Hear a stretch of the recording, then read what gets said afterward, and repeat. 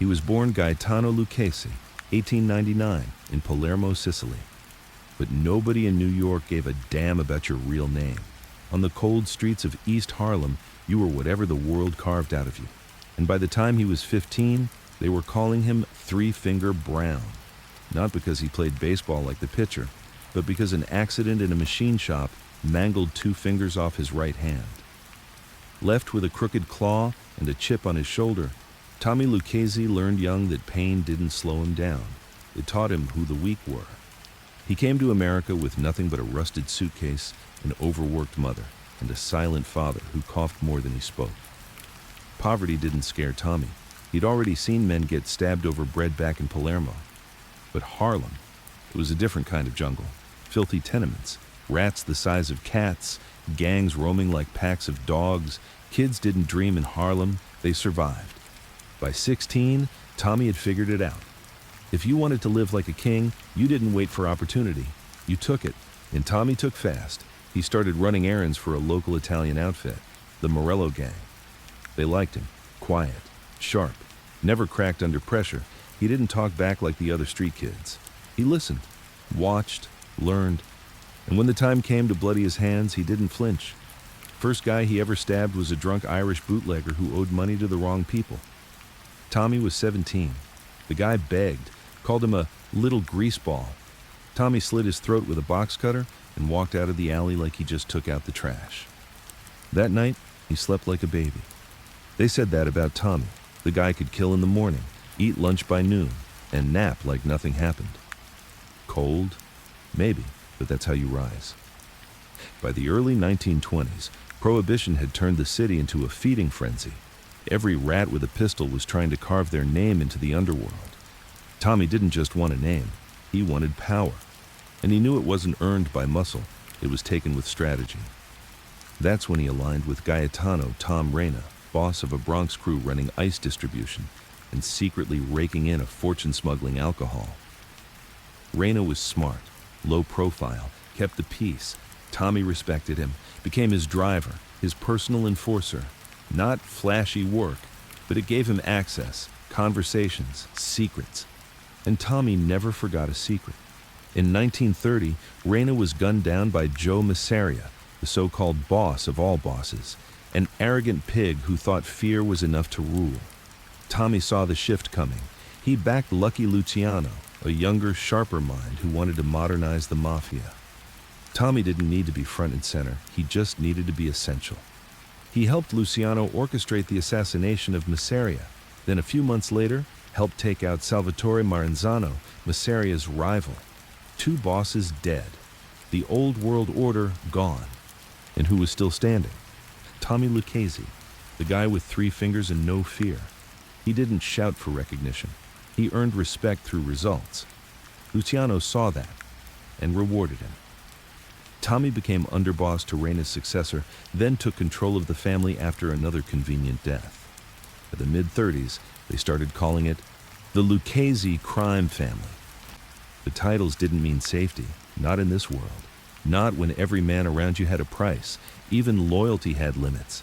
And Tommy knew, the higher you climb, the deeper the knives get buried when you fall asleep. So he never slept without a gun, never trusted a man who smiled too wide, never ignored a whisper. But the ghosts? The ones he'd buried, the innocent, the guilty, the ones who cried while he cut their throats? They came when the room got too quiet. They never screamed. They never spoke. They just stood there, watching. He'd open his eyes, take a breath, and remind himself, you did what you had to. When you operate in the dark long enough, light starts to feel like a threat. Tommy Lucchese wasn't afraid of blood or bullets. He was afraid of comfort. That's what got men killed. Comfort made you soft, lazy, vulnerable. But Tommy stayed hungry. It was 1931. The mafia's old world had just been shattered like a cheap whiskey glass. Masseria and Maranzano, both cold and buried. The 2 biggest bosses in New York, both murdered within 6 months. And Tommy? Still walking, still working, still watching. He knew better than to celebrate. In fact, the moment Lucky Luciano gave him the nod, control over the old Reyna crew, Tommy didn't go drinking. He didn't throw a party. He sat in a quiet room with one light bulb and thought, now they're watching me. Power is never a reward. It's a trap with gold trim. Everyone smiles while you climb, but the minute you reach the top, the daggers come out. Tommy understood that. He didn't take the reins of the Lucchese family to enjoy life. He took it to survive. The first move he made was cleaning house.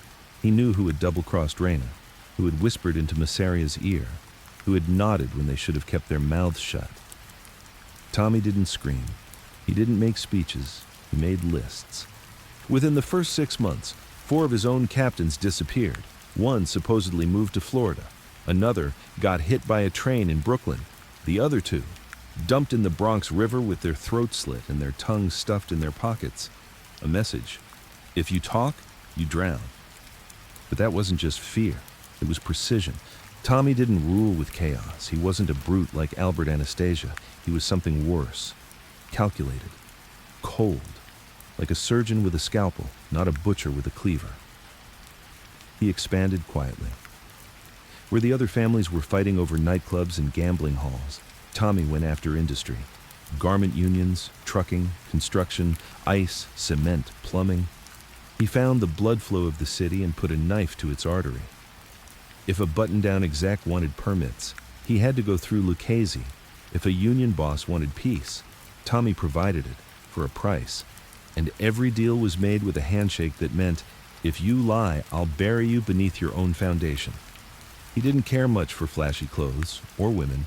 He wasn't like Luciano, always dressed like a movie star. Tommy wore plain suits, lived in the same modest house in Long Island for years. But don't mistake that for weakness. He was a shark in still water, the kind of man who smiled while planning your funeral. Then came the real test, the commission.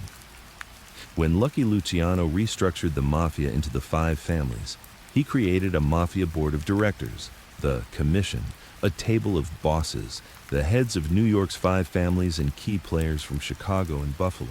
It was supposed to bring peace, order. But Tommy saw it for what it was, a poker table with loaded guns under it.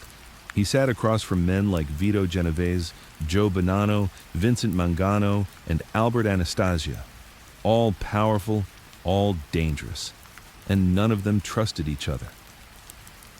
Tommy didn't flinch. He played his role, quiet, professional, respectful, but never submissive. He let the others scream, posture, beat their fists on the table. He watched, measured, memorized their patterns. And when it was time to vote on territory, labor disputes, or hits, he always sided with logic, not ego. That made him dangerous. Because men driven by ego can be predicted, controlled. But a man who acts on strategy, that's the one you fear. Still, the blood never really stopped. In 1940, one of his own men, Frankie Kello, got picked up by the cops, a kid. Too green, too soft, got caught hijacking a truck full of silk. The feds put pressure on him, and word hit the street that he might flip. Tommy didn't hesitate. He called the kid in for a sit-down. Frankie walked in all nervous, stuttering, trying to swear loyalty. Tommy gave him a drink, sat him down, listened to every word. Then he asked one question. "Did you talk?" Frankie paused. That was enough. 2 men stepped out from behind the curtain. 1 shot, 1 shovel, no yelling, no drama, just cleanup. After that, no one dared open their mouth to law enforcement again, not without remembering Frankie's last breath. But power breeds enemies, and Tommy had made his. Joe Bonanno had always been a problem, quiet like Tommy, but ambitious in a snake-like way. Bonanno didn't just want power, he wanted control. And in the early 50s, he started scheming, trying to tip the balance of the commission, whispering to bosses in Buffalo, Montreal, and Arizona, making alliances behind closed doors. Tommy watched it unfold. He didn't act immediately. That wasn't his way. He waited. Let Bonanno build his little web of lies. And when the moment was right, he snapped it. He brought evidence to Carlo Gambino, a quiet, equally sharp boss rising out of the shadows. Gambino didn't like Bonanno either. Together, they exposed Bonanno's plot to take over the commission. Result? Bonanno disappeared in 1964, kidnapped by unknown men, probably his own people. He reappeared a year later claiming he was sick, retired, whatever. His reign was over.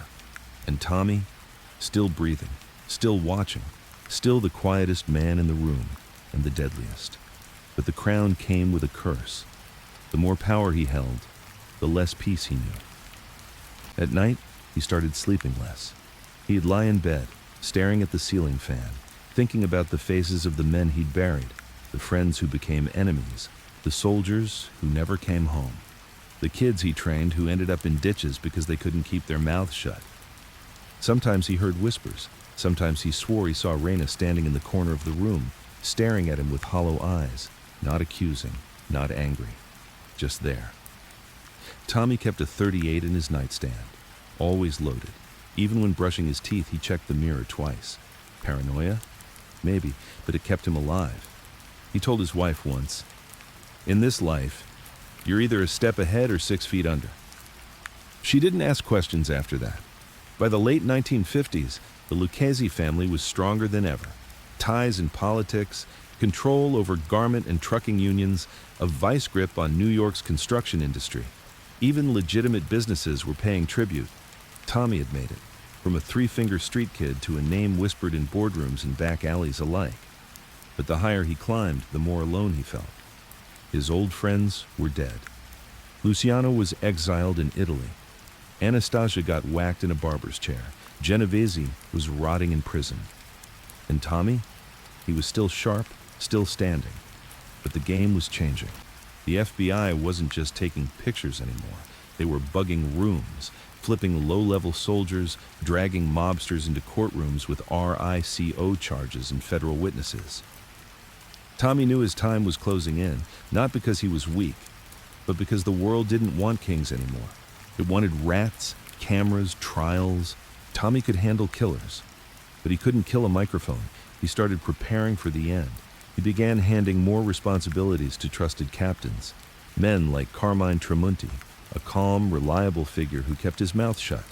Not as sharp as Tommy, but loyal. In his last year, Tommy didn't attend as many meetings. He stopped showing up at certain fronts. He faded from public life. But that was by design. He didn't want to die like a dog in the street. He'd seen that too many times. Instead, he wanted quiet. On July 13th, 1967, Tommy Lucchese died of a brain tumor. No bullets, no betrayals, no drama, just a hospital room and silence. But don't mistake that for weakness. Tommy Lucchese died undefeated. He built an empire, outsmarted the loud ones, buried the dangerous ones, and when his time came, he slipped away before anyone could lay a finger on him. He didn't die in prison. He didn't die in court. He didn't die in fear. He died like he lived, controlled, precise, in his own way. But his story doesn't end here. Because even in death, his name lives in whispers, in union meetings, in construction offices, in bloodlines, and in the quiet, ruthless hearts of men who don't need to shout to rule. Tommy Lucchese, the man with 3 fingers and a grip on New York that never let go. In the underworld, betrayal isn't a question of if, it's when. No matter how many dinners you share, how many secrets you keep, or how many bodies you bury together, every man has a tipping point. Tommy Lucchese knew that better than anyone. He trusted few, and even then, only with what he was willing to lose. But in 1943, he miscalculated, and it almost cost him everything. The man's name was Silvio "Silky" Romano, a smooth-talking Sicilian who'd been with Tommy since the early days. Back when they were just muscle for the Raina family, Silky was the guy you sent in when charm was needed more than steel. He had a slick mouth, shiny hair, and a way of making enemies feel like friends until they woke up with a knife in their ribs. Tommy liked him. More than that, he relied on him. Silky ran the garment district like a prince. He negotiated union deals, smoothed over disputes, kicked up his share on time, and never caused waves. When other crews struggled to control their racket men, Silky kept his operation like a church, quiet, organized, and profitable. So when whispers started coming in, rumors that Silky was meeting with FBI agents behind closed doors, Tommy didn't believe them. Couldn't believe them. Not Silky. Not his guy. The first warning came from a kid named Benny Greco, one of Tommy's low-level enforcers. Nervous, eyes darting around like flies in a jar, Benny said he'd seen Silky duck into the back of a tailor shop on 38th Street, followed 10 minutes later by two clean-cut men in dark suits. Fed types, Benny whispered. Didn't flash badges, but they had the walk. Tommy narrowed his eyes. And you're sure? Benny hesitated. That was enough for Tommy to smell fear. I'm not accusing, boss. Just thought you should know. Tommy nodded and waved him off. But that night, he sat in silence, staring at the wall. He didn't smoke, didn't drink, just ran the timeline through his mind. Silky? A rat? Didn't make sense, not yet. So Tommy sent a shadow, not a soldier, not a made guy. He picked someone Silky didn't know, a Puerto Rican kid named Hector, barely out of his teens, with a camera, a long lens, and no connection to the family. Hector followed Silky for 2 weeks, and what he brought back nearly made Tommy puke. Photographs, clear as day. Silky meeting in a diner with Agent Harold Wells, a mid-level Fed who'd been nosing around the garment district for months. They weren't just talking, they were laughing. Silky was handing him a manila envelope. And worse. Hector followed Wells back to a government office. Inside the envelope, account ledgers, names, dates, evidence. It wasn't just betrayal. It was a death sentence. Tommy didn't rage and he didn't scream. He sat in his office with the door closed, the blinds drawn, staring at the photo of the man he once considered a brother. And the weight of that betrayal hit him deeper than any bullet ever could. They had eaten together, fought beside each other, covered for each other when the heat came down. And now? Silky was handing over everything, even the names of guys who'd been with them since the start. Old soldiers, union contacts, enforcers who had families. Tommy clenched his deformed hand into a tight fist, the 3 fingers curled hard around a whiskey glass. His voice, when it finally came, was cold as ice. Bring him in, quiet. The setup was simple. A dinner, like old times, just the two of them. Silky came to the meeting smiling, wearing a fresh suit reeking of expensive cologne. He hugged Tommy like nothing was wrong, like the life he was poisoning from the inside out was still his home. Tommy poured 2 glasses of red wine and waited until the plates were cleared before saying a word. You know what I always respected about you, Silky? He said. Silky leaned back, grinning. What's that, boss? You never blinked, no matter how hot things got.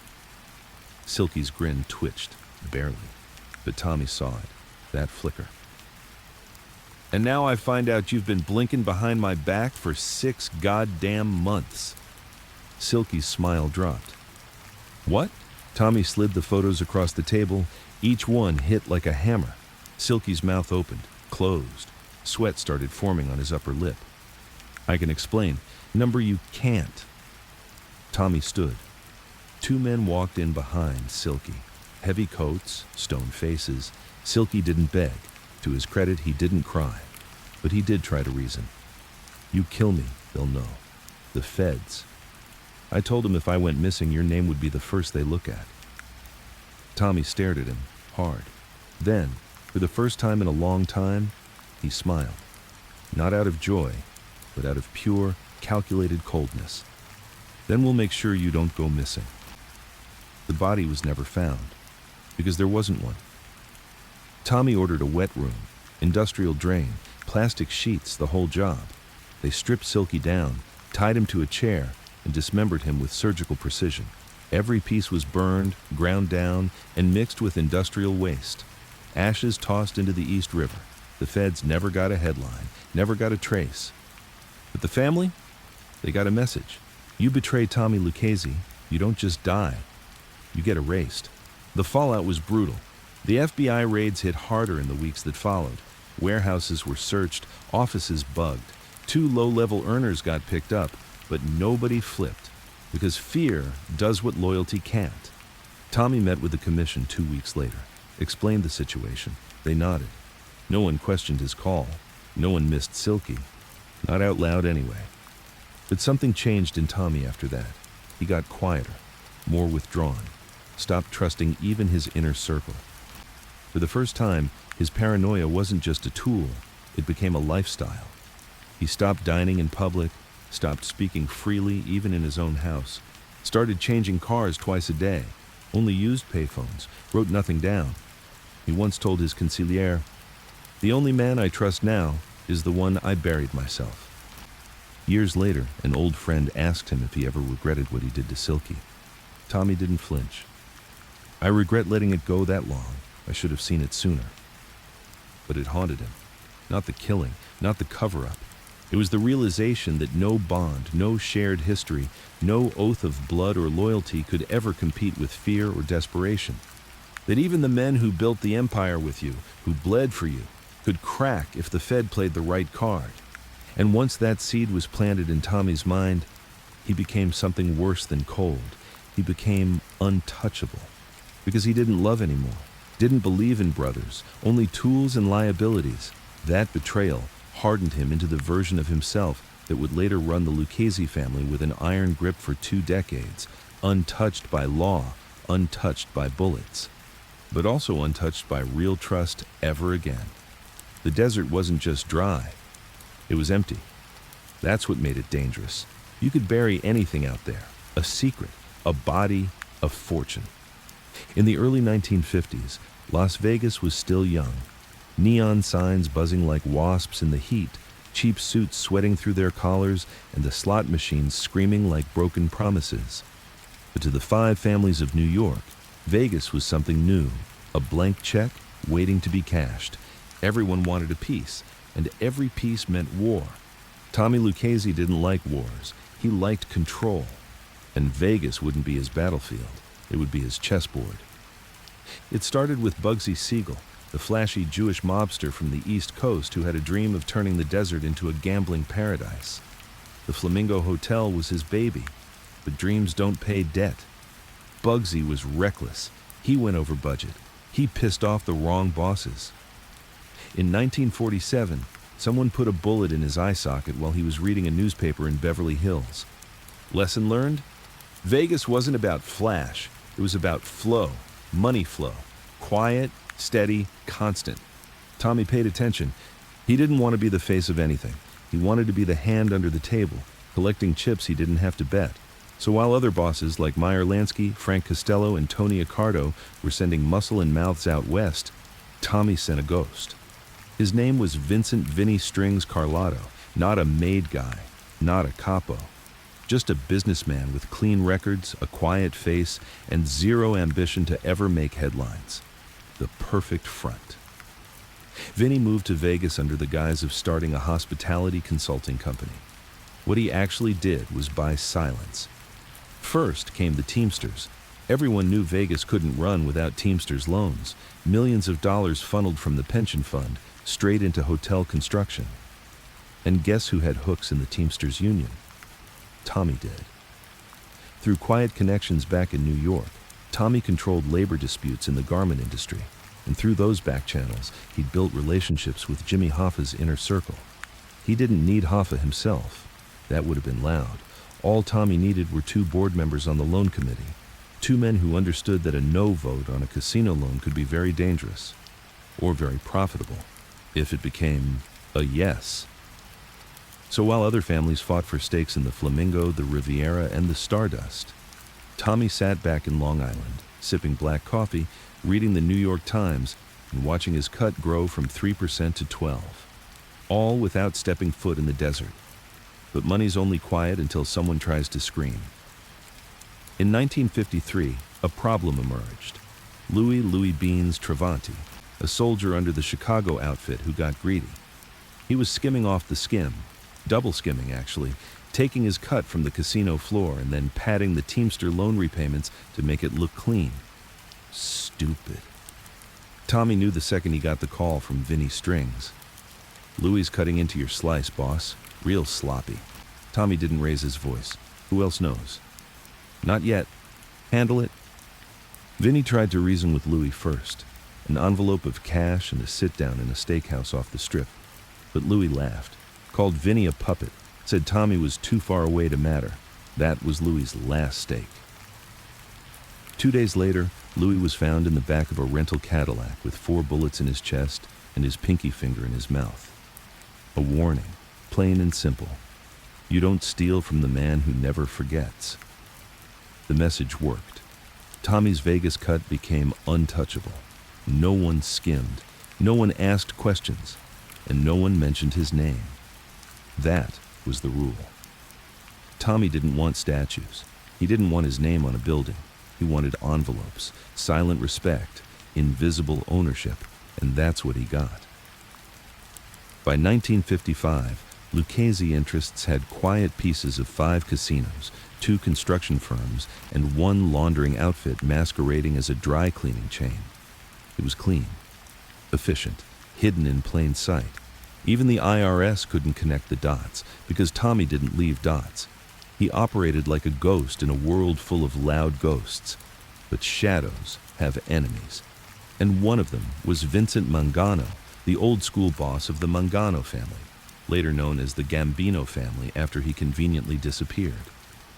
Mangano had always hated the commission system. He didn't like sharing, especially not with men like Tommy who made power look effortless. Mangano believed Lucchese was too quiet, too clever, too careful, and that made him dangerous.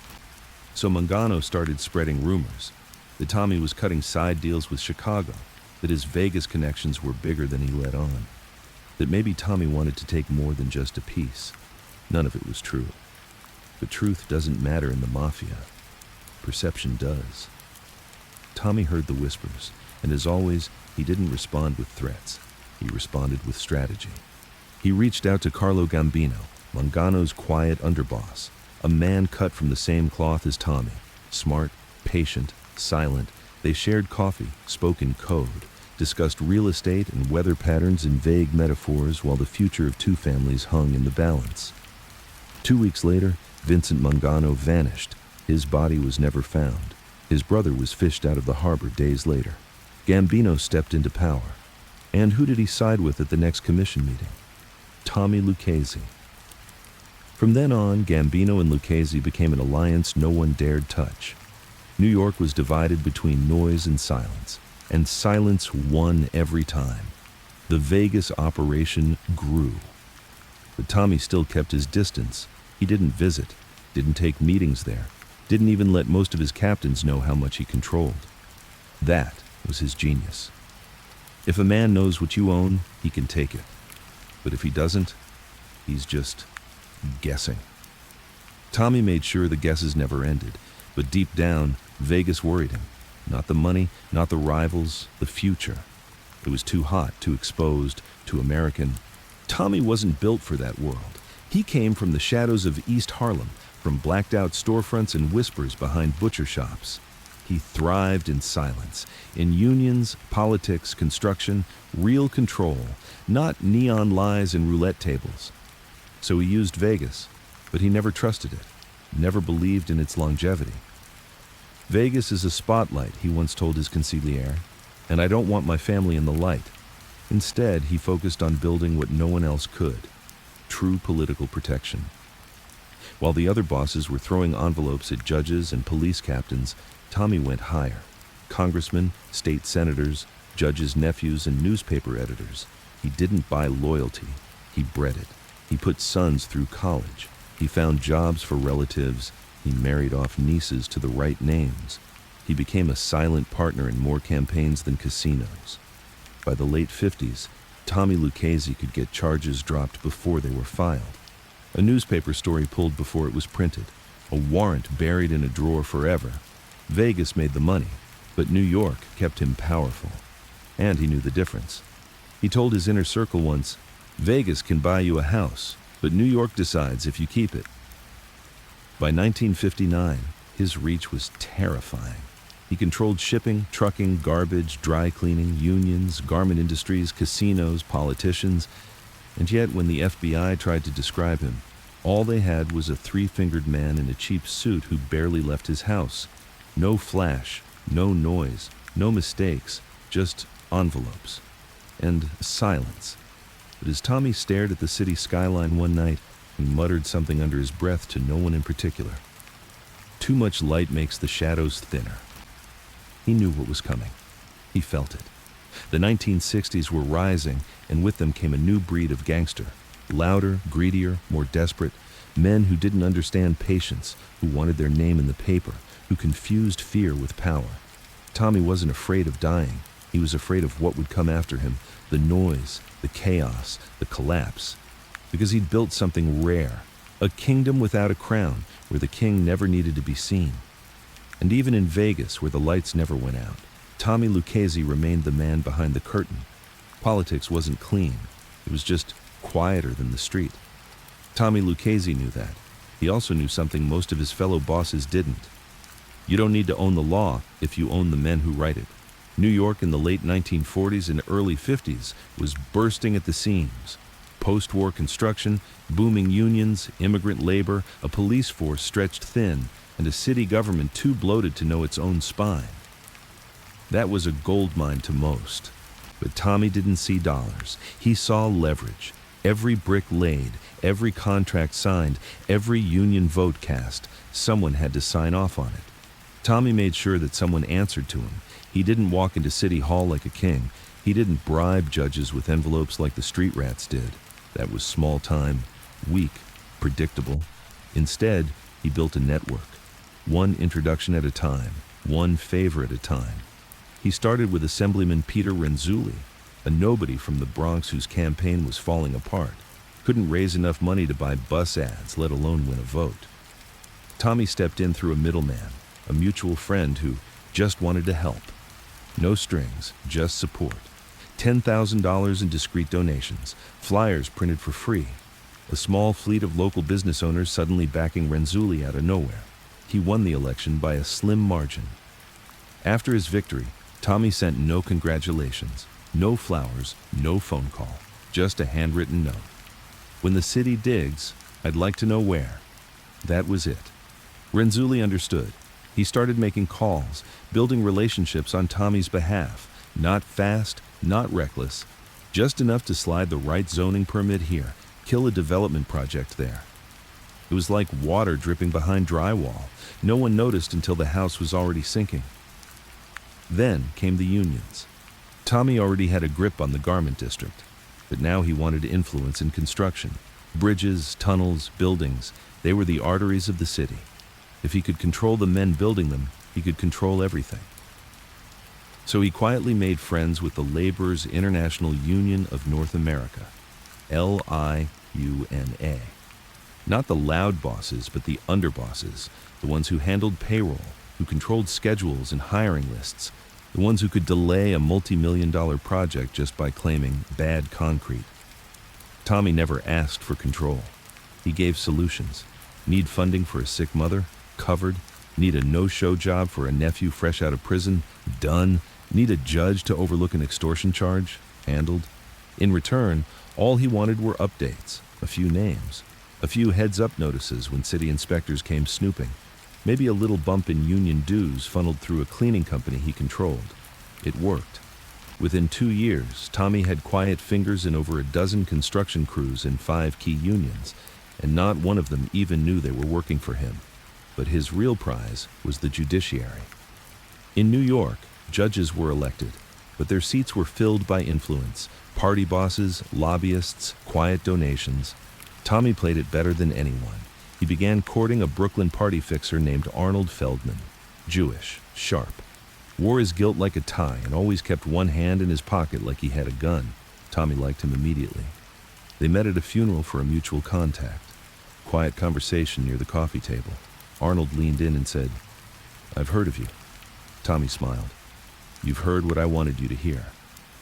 That was the beginning of a 10-year relationship that would give Tommy access to 7 judges, 4 city councilmen, and 2 district attorneys. Not all were dirty. Most were just open to persuasion. Tommy didn't threaten. He never needed to. If a judge's daughter wanted to go to NYU but didn't get in, a letter appeared from the dean. If a councilman's mother needed cancer treatment not covered by insurance, a private specialist was paid in cash and told not to ask questions. If a police commissioner's son got caught with a hooker in Queens, the booking sheet disappeared. The girl got relocated to Florida with a new identity and a $5,000 envelope. One hand washed the other. One lie buried another, and no one said Tommy's name out loud. By 1958, the Lucchese family wasn't just a criminal enterprise, it was a political machine.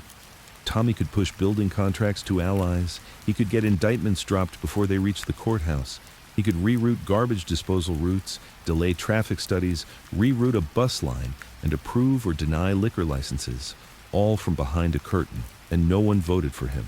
That's how real power works. But power makes you a target. And Tommy knew it. In 1959, a journalist named Richard Sloan began sniffing around the garment district. Young, eager, Ivy League clean-cut with a face too smooth to understand the city he was reporting on. He wrote a piece for the Village Voice, connecting construction sites to mob-linked unions. He didn't name Tommy, but he got too close. A meeting was called. Tommy's consigliere wanted to send a message. Tommy said no. "You don't kill a reporter, you buy the editor." That's exactly what he did. 2 weeks later, Sloan's follow-up article was cut in half and buried on page 17 behind an ad for discount mattresses. The editor got a vacation in Bermuda. First class, all expenses paid, message delivered. Still, not all problems could be bought. In 1960, a federal prosecutor named James Malone came into the picture. Clean, smart, Irish, and angry. He wanted a legacy, and taking down the mafia would give him one. He began targeting Lucchese interests directly. Wiretaps, grand jury subpoenas, following envelopes, questioning front companies. He got close, too close. One of Tommy's captains, Mickey Rosario, was brought in for questioning. Mickey was dumb, loud, and twitchy, but he was loyal, and Tommy needed him to stay that way. So before the court date, Tommy's lawyer handed Mickey a briefcase. Inside was $50,000 and a passport. "If you run, don't come back." Mickey didn't run. He stood in court, pled the fifth 127 times, and walked out with a smile. Tommy gave him a raise. The message to the rest of the family: stand tall and I'll carry you. The Malone investigation fizzled out after 2 years. No indictments stuck. The FBI leaked frustration to the press, called Tommy a ghost with a city in his pocket. They weren't wrong. Tommy didn't fear bullets. He feared microphones. So he took one last step. He bought silence at the source.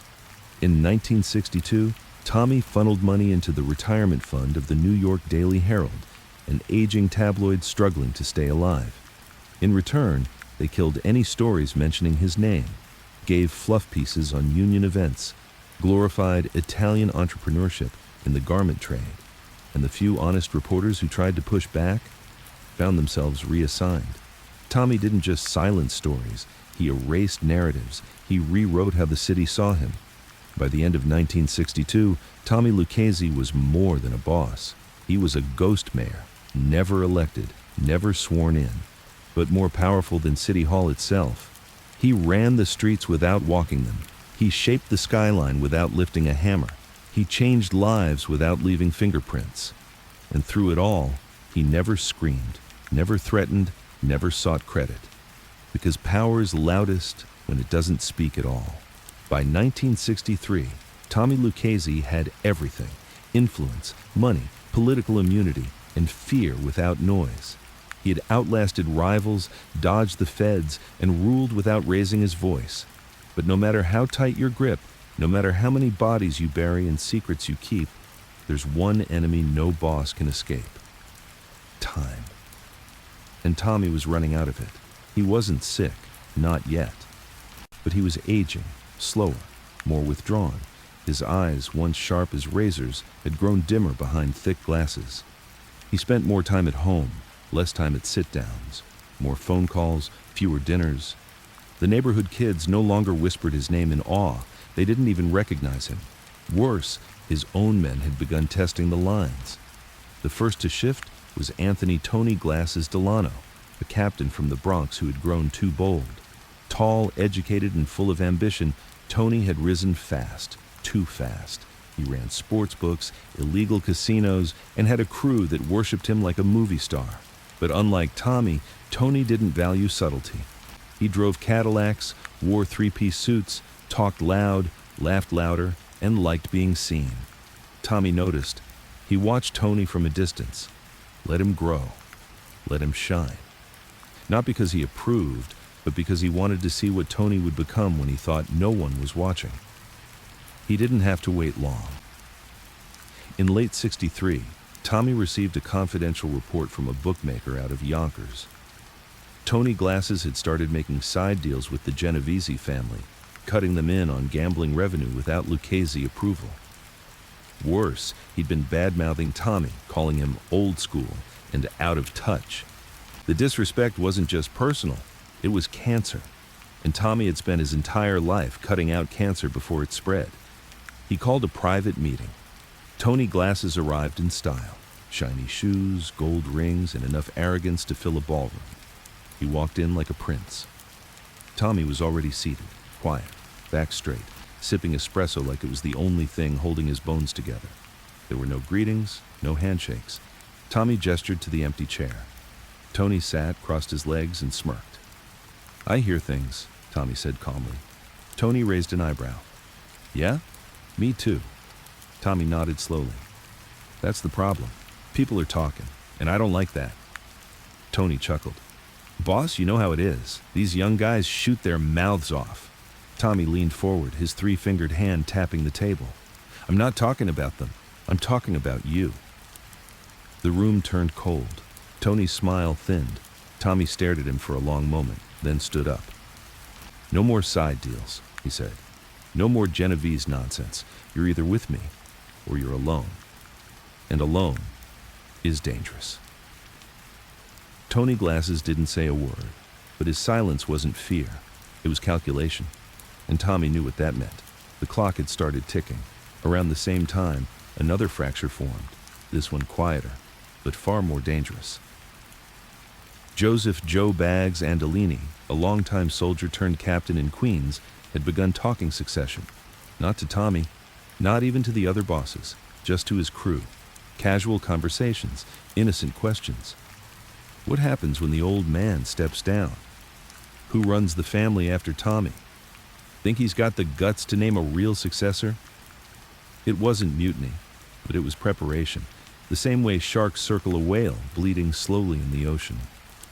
Tommy got wind of it through his old consigliere, Frankie Moresco. "They're talking, Tom.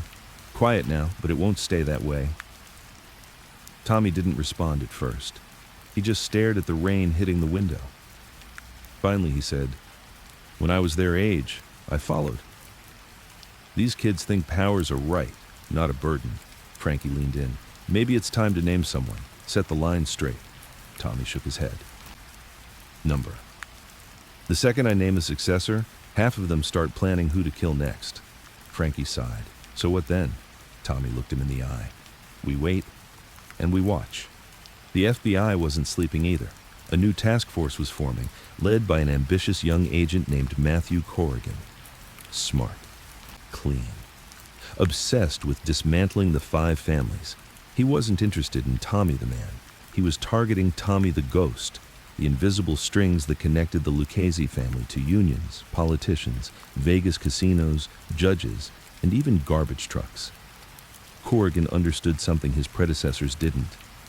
If you want to cut the head, you don't look at the body, you look at the shadow. He began issuing subpoenas, targeting shell companies, pressuring low-level union guys, putting microphones in rental cars. Slowly, quietly, he started peeling back the layers. Tommy saw it coming, not through reports or leaks, but through instinct. His operations had always run like clockwork. Suddenly, a trucking permit was delayed. A routine bribe didn't work. A judge looked nervous in court. It wasn't loud. It was subtle erosion. And Tommy knew erosion turned into collapse, if you didn't act. Meanwhile, the internal jealousy grew. The younger captains wanted recognition, wanted control. They respected Tommy's legacy, but not his grip. Some called him the old man behind his back. Others called him worse. None of them dared say it to his face, but the whispers echoed through the corridors of the family. Tommy noticed it in their eyes, their tones, their lack of fear. And that was the problem. Fear used to follow him like a shadow. Now, it was fading.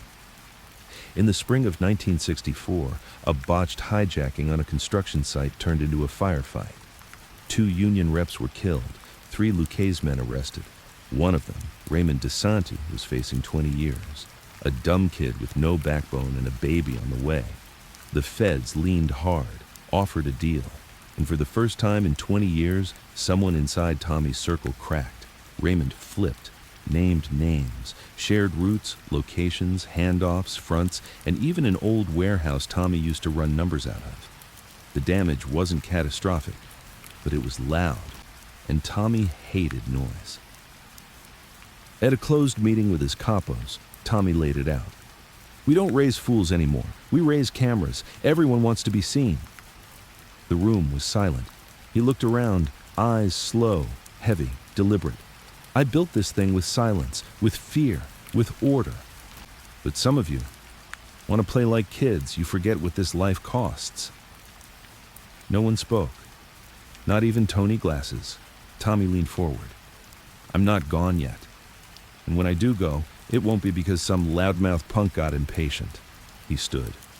"Until then, you speak when I let you, and you eat what I feed you." Then he walked out. No applause, no nods, just silence and shame. Later that night, alone in his study, Tommy sat in the dark. The house was still. The only sound was the distant hum of traffic.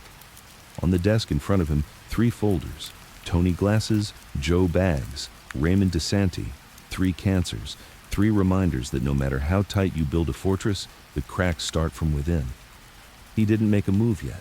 He just opened the top drawer, pulled out his revolver, checked the chamber, still loaded, still ready. And he whispered to himself, "I built this with blood. I'll bury it in blood if I have to." The room was dark, and the only sound was the creak of Tommy's old wooden chair as he leaned back, staring at the ceiling like he was waiting for the stars to blink first. In front of him were 3 names written in his own hand: Tony Glasses, Joe Bags, Raymond DeSanti. 3 cancers. One had disrespected him to his face, one had been scheming behind his back, and one had sold the family's soul to the feds. Tommy Lucchese didn't believe in warnings, he believed in examples. And the time had come to make a few loud ones. The first to go was Raymond DeSanti, the weakest link. A 28-year-old low-level earner who'd flipped after one night in a holding cell and 2 threats about missing his daughter's first birthday.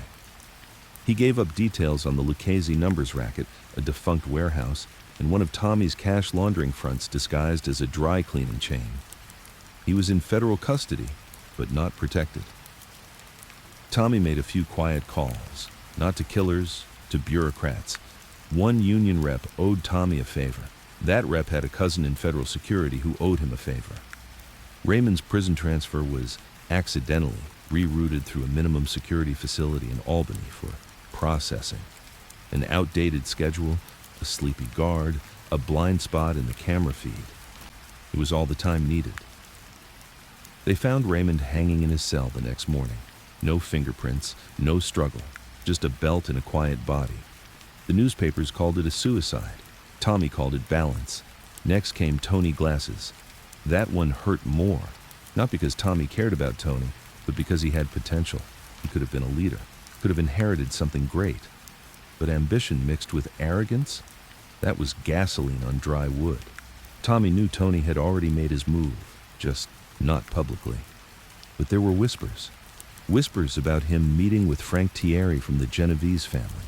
Whispers about a plan to modernize the Lucchese crew, make it more aggressive, more visible. Tony even told his closest guys that once Tommy stepped down or died, they wouldn't wait for permission to rise. That was the line. And Tommy crossed it for him. It was a Saturday. Tony had just come back from Atlantic City, where he'd met with Thierry at a private poker game. He was in high spirits, thought he was riding a wave. Tommy invited him to a reconciliation dinner. Neutral ground, a restaurant Tommy owned in Queens, back room, wine flowing, pasta on the table, candles flickering, just the 2 of them, like old times. Tony arrived smiling, dressed sharp, oozing that fake charisma he always wore like cologne. Tommy greeted him like nothing was wrong, even gave him a hug. They ate, talked about the past, about the war, about their dead friends. For a moment, it felt like something real. Then Tommy said, "Tell me what you'd do different if you had my chair." Tony paused, smiled, then opened his mouth. "Big mistake." The second he started talking, Tommy's two men stepped out from the hallway. One held a knife, the other held a towel. Tony never made it to dessert. His body was found 3 days later, stuffed inside a commercial laundry machine in a warehouse he used to skim from. Tongue cut out, eyes gone. The message was simple. You don't speak for the future. You don't even see it. Joe Baggs got the news and nearly had a heart attack. He wasn't dumb, just greedy. He called Tommy the next day, asked for a sit-down, apologized, claimed he never meant to overstep, that the talk of succession was just barbershop bullshit. Tommy agreed to meet him, but not at a restaurant. He chose a cemetery, middle of the afternoon, clear skies. They walked between graves, just the two of them. Joe kept sweating, kept adjusting his cuffs, kept avoiding eye contact. Tommy stopped near a headstone, lit a cigarette, and said, "You're not the problem, Joe. But you're not the solution either." Joe started to stammer something about loyalty. Tommy didn't raise his voice. He just said, "I need silence. You bring noise, so here's your choice. Retire quietly or die like Tony." Joe swallowed hard. "Retire," he whispered. Tommy nodded. "Then go. Tonight. Florida. You don't call anyone. You don't write. You disappear." Joe didn't need to be told twice. That night he left the city without saying goodbye. Tommy had the airline manifest sent to his house to make sure. The family got the message. Tommy Lucchese might have been old, but he wasn't soft. He didn't need an army behind him. He just needed one order, and men would vanish. In the weeks that followed, things quieted down. The captains returned to order, sit-downs were attended, kick-ups were timely. The gambling houses reopened under tighter rules. Every whisper of rebellion faded into throat-clearing and small talk. But Tommy wasn't celebrating, because he knew better. This was compliance, not loyalty. Fear, not faith. The next generation didn't believe in the thing he built. They were just buying time. And Tommy was running out of it. In private, he began preparing. He drew up a short list of men he could trust, old hands, reliable soldiers who never asked for more than they earned. One of them was Carmine Tramonti. Quiet, calculated, an accountant's brain in a killer's body. Carmine never wanted headlines. He just wanted structure, rules. Tommy started having long conversations with him, testing his logic, his reactions, his patience. Carmine passed every test, but Tommy wasn't ready to hand over the throne yet. He just wanted to know someone would guard the house once he was gone. The FBI, meanwhile, was doubling down. Agent Matthew Corrigan was still moving quietly, but he was watching Tommy's rebuilding. He saw the bodies drop, saw the silence return, and he wasn't fooled. "This is the calm before the storm," he told his superiors. "Lucchese isn't weakened, he's pruning." Corrigan increased surveillance, bugged restaurants, pressured wives and girlfriends, put union men under house arrest just to shake the tree. But Tommy never slipped, not once. Even when his lungs started tightening and the headaches came more often, even when his hands began to tremble and he had to sit down every 10 minutes, he showed up when it mattered. He made his presence known. Because a boss doesn't retire. A boss dies as a boss. One afternoon, Frankie Moresco came to Tommy's house and found him sitting on the porch. No suit, just a white shirt, loose slacks, slippers. He looked smaller, sicker, but his eyes were still sharp. Frankie sat down. Tommy didn't speak for a while. Finally, he said, "They don't build it like this anymore, Frank." Frankie nodded. "They don't even want it." Tommy looked out at the trees. Then, after a long pause, "When I'm gone, they're going to tear it all down. You know that, right?" Frankie nodded again. Tommy smiled bitterly. "Then we make sure they bury us in stone, not sand." By 1965, Tommy Lucchese was running out of time. The doctors called it a brain tumor, but to Tommy, it felt like something more cruel, a punishment, like the ghosts of every man he'd buried were slowly gathering inside his skull, whispering, clawing at the edges of his vision. It started with headaches, then dizzy spells. He'd forget names mid-conversation, slur words. Once, he dropped a fork at dinner and stared at it for nearly a minute like it belonged to someone else. He told no one at first. He just worked through it. Worked. He was Tommy Three Fingers, boss of the Lucchese family.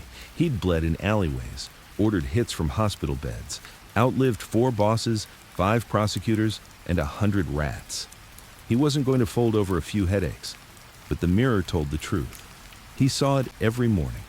The weight loss, the sunken eyes, the color bleeding from his skin like it owed something to the grave. It was Frankie Moresco, his consigliere, who finally confronted him. They were at the Long Island house. Quiet day. Trees swaying like the world didn't know death was walking up the driveway. Frankie lit a cigarette, looked across the table and said, "How bad is it?" Tommy didn't ask what he meant. He just said, "Worse than last month." Frankie took a long drag. "You need to tell the commission." Tommy shook his head. "Not yet. They'll respect you more if they hear it from you." Tommy leaned forward, voice low. "I don't want their respect. I want their fear." Frankie didn't push further. He didn't need to. He knew what was coming. They all did. But only Tommy understood what had to be done before the lights went out. He started spending more time with Carmine Tremonti. Out of all his captains, Carmine was the quietest, the most methodical. He didn't chase women, didn't throw dice, didn't wear pinky rings or open his mouth too wide. He was, in many ways, a younger version of Tommy. But that wasn't enough. Tommy needed to be sure. So he tested him. He leaked false information to Carmine's crew, a bogus hijacking route, a fake deal with a corrupt judge, something just tempting enough to corrupt a man looking for shortcuts. Carmine didn't bite. He double-checked, cross-referenced, sent the info back up the ladder with a note. "Something stinks here. You sure this came from us?" Tommy smiled when he read it. Then he called Frankie and said, "He's the one." Preparing for death wasn't about funeral arrangements. It was about locking the doors. Tommy began closing certain fronts, sold off 3 legitimate businesses under shell names, pulled money from casino routes and moved it into offshore accounts through lawyers he trusted more than his own blood. He told his wife nothing. He told his daughter even less. That wasn't cruelty. That was protection.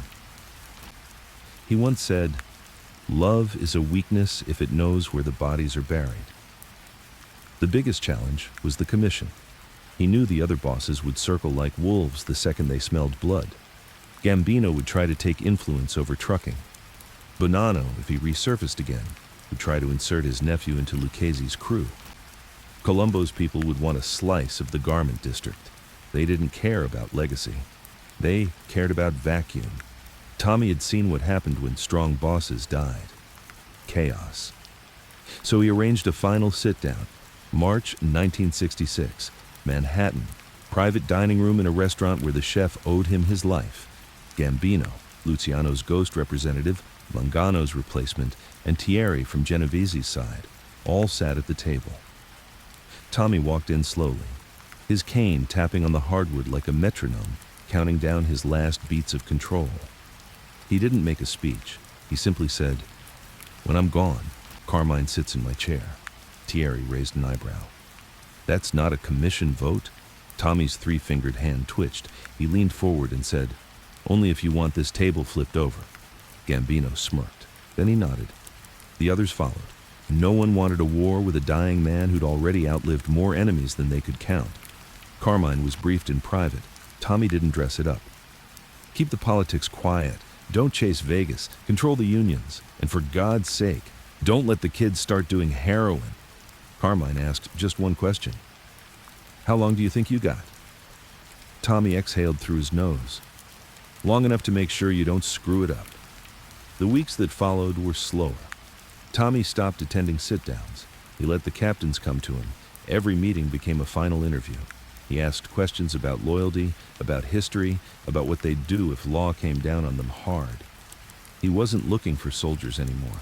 He was looking for keepers, men who would carry the code, not just wear the badge. His body was failing, but his mind, still razor sharp, even as the tumor grew, even as his speech slurred, even as the morphine crept into his bloodstream like a slow assassin. He still noticed when a soldier hesitated before answering. still smelled lies, still heard loyalty in a man's silence.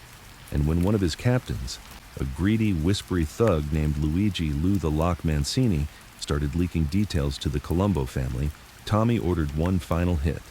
He called Carmine, said 2 words, "Handle it." Lou was found a week later, drowned in his own koi pond. No blood, no mess. Just a body floating in still water, like a mirror. In April 1967, Tommy asked Frankie Moresco to bring him one last thing. A photograph. Gaetano Reyna, the boss he once drove for. The man whose murder sparked the bloody chain that led to Tommy's own rise. He stared at it for a long time, said nothing. Then, quietly, "He died before he got to fix anything." "I didn't," Frankie nodded. Tommy laid the photo down and said, "Don't let them bury me with flowers. Bury me with silence." On July 13th, 1967, Tommy Lucchese died in his Long Island home.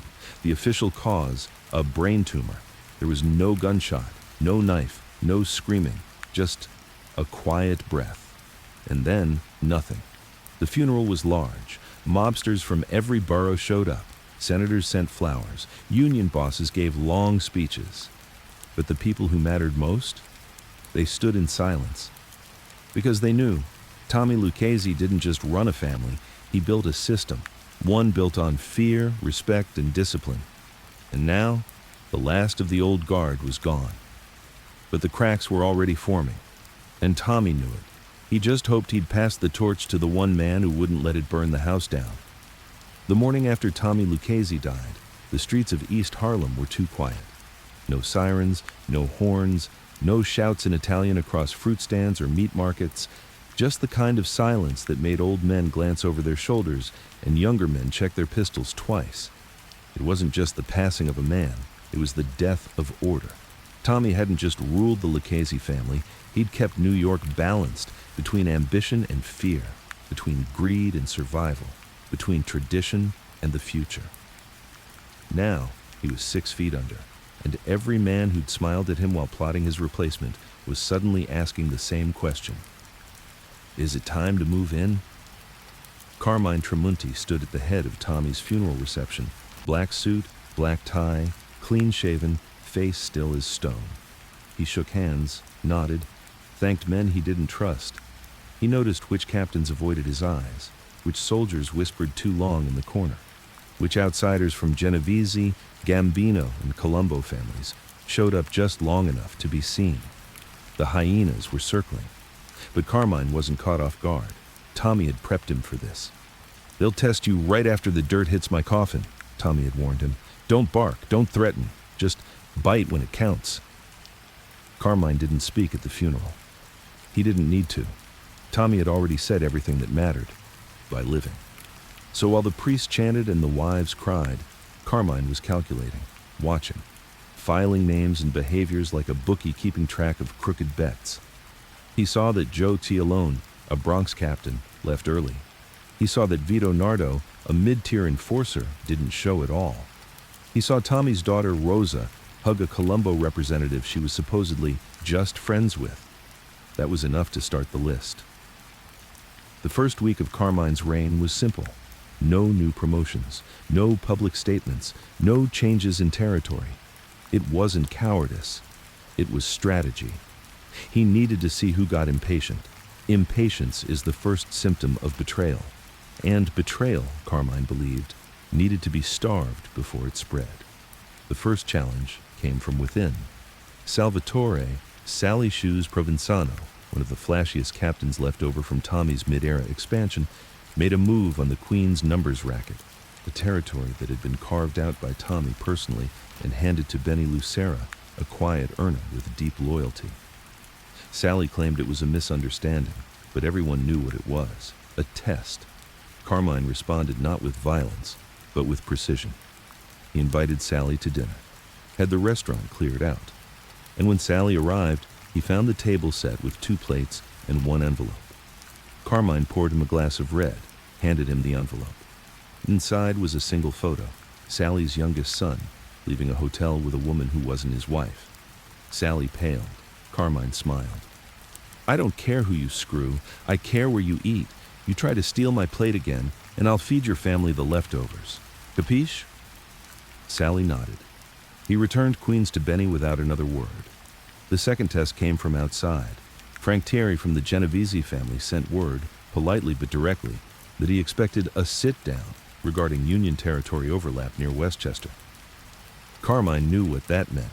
A power grab, one Tommy had kept in check through favors and silence. But Carmine wasn't Tommy. He didn't have the same network in City Hall, didn't have the same leash on judges. What he had was reputation, and reputation needed reinforcement. So instead of bending, Carmine sent a message. He ordered a Genovese-linked bookmaker burned alive in his own bar. No warning, no sit-down, just gasoline, a match, and the smell of cooked betrayal wafting into Westchester. The message was clear. I may not be Tommy, but I'm not prey. Thierry got the message. The sit-down never happened, but trouble kept coming. The Colombo family, led by Joe Colombo himself, sent one of their captains, Anthony Tony Tux Lupino, to approach Rosa Lucchese, Tommy's daughter, a widow, clean, never involved in the business, but blood mattered, and bloodlines could be leveraged.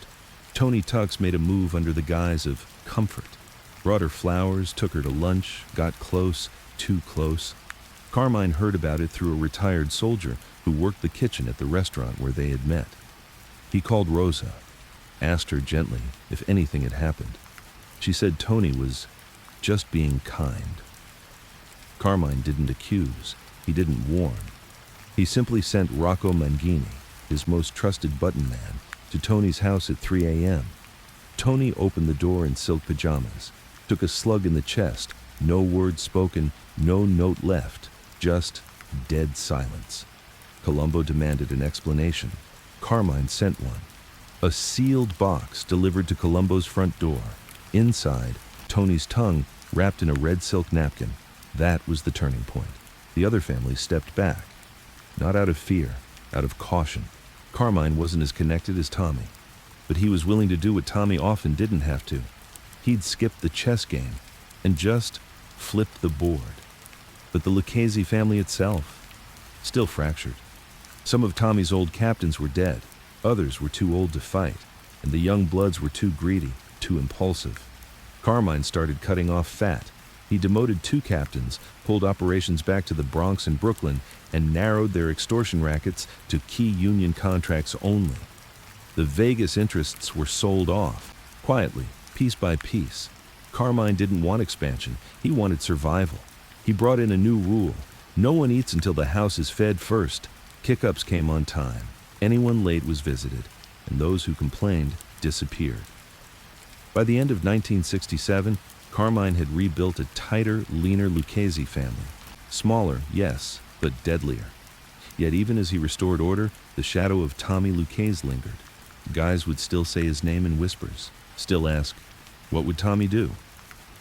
Even in death, the man cast a longer shadow than most of them did alive.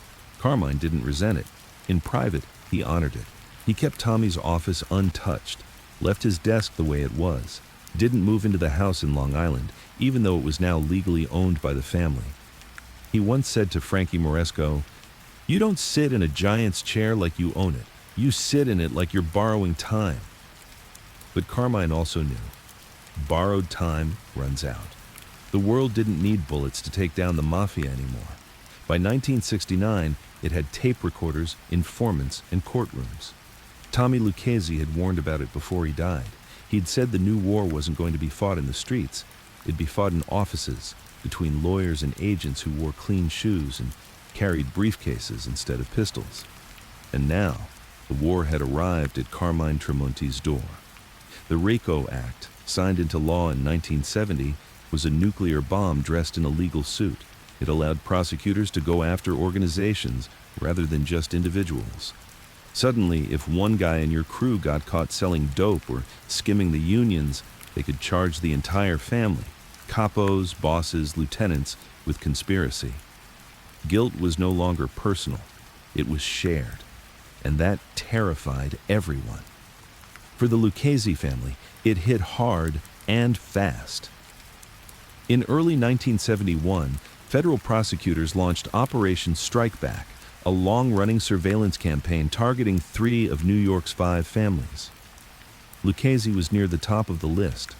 Why? Because they were quiet, too structured, and still profitable. The FBI knew chaos could be infiltrated, but order needed to be destroyed. It started small. A warehouse foreman named Sal DeMarco, who'd been skimming off a shipping contract for years, got picked up for fraud. He panicked, flipped. He started naming fronts, garment companies, import businesses, trucking depots, all linked back indirectly to Lucchese money. Then came Vincent Morelli, a gambler with a drug habit and 2 ex-wives. He got caught running heroin through a bakery distribution route in Queens. He gave up names for leniency: soldiers, drop points, money pickups. And the worst? He wore a wire. Carmine didn't panic. That wasn't his way. But he tightened the circle. Meetings were canceled. Cash stops were rerouted. Old hangouts were closed. He issued a strict new code. No phones, no names, no meetings in public, no more cash drops at commercial locations. He also brought back something that hadn't been used since the 1940s: dead drops. A system where messages were left in predetermined hiding spots: cigarette machines, hollowed fence posts, even books at libraries. It slowed down operations, but it kept them breathing. But the feds were evolving too. They didn't just want soldiers, they wanted the boss. So they began targeting Carmine indirectly. They went after judges with old connections to Lucchese lawyers. They leaned on union heads with dirty pasts. They followed wives, cousins, nephews, anyone connected. And slowly, the walls began to close in.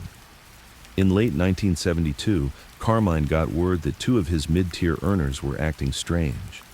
Vinnie Carlotti and Ray Spano, both known for running policy slips and loan sharking rings in Harlem, had started missing meetings.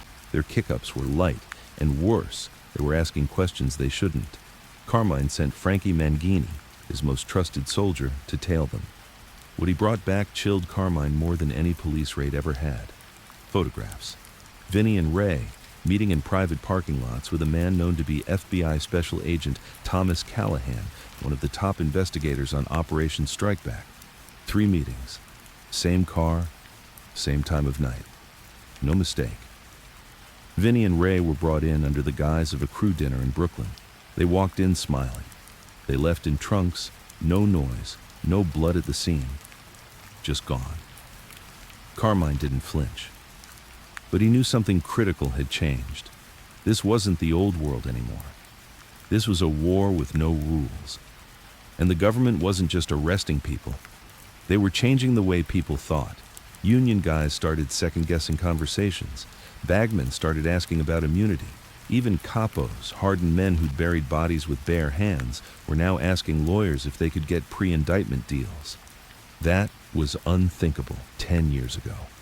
Now, it was survival. And fear, not loyalty, was spreading fast. The final blow came in the form of drugs. Tommy Lucchese had always said, dope is a death sentence, not just for the junkie, for the guy selling it. He kept it out of the family. But now, the new generation saw heroin as easy money. Some captains were skimming off the French Connection, a heroin pipeline running from Turkey through France into the U.S. They didn't tell Carmine, didn't ask. And when the feds finally cracked part of that route in 1973, they didn't just find heroin, they found Lucchese names, real names, people on Carmine's books. It was enough. In April 1973, Carmine Tramunti was arrested and indicted for conspiracy to distribute narcotics, racketeering, obstruction of justice, and multiple counts of aiding criminal enterprises. They didn't catch him with drugs in his hand. They didn't need to. They caught enough of his men to make the organization guilty. RICO worked just like it was designed to, and for the first time in Lucchese history, the boss was going to stand trial. Carmine was taken in without resistance, no shouting, no guns, no spectacle. He told his wife to pack his slippers and his books, told Frankie to burn the notebooks in the drawer, and he left with a calm face, never once looking back. The headlines roared. Lucchese crime family crumbles under federal weight. Quiet Don falls to quiet law. Tramunti faces life. Lucchese power in question.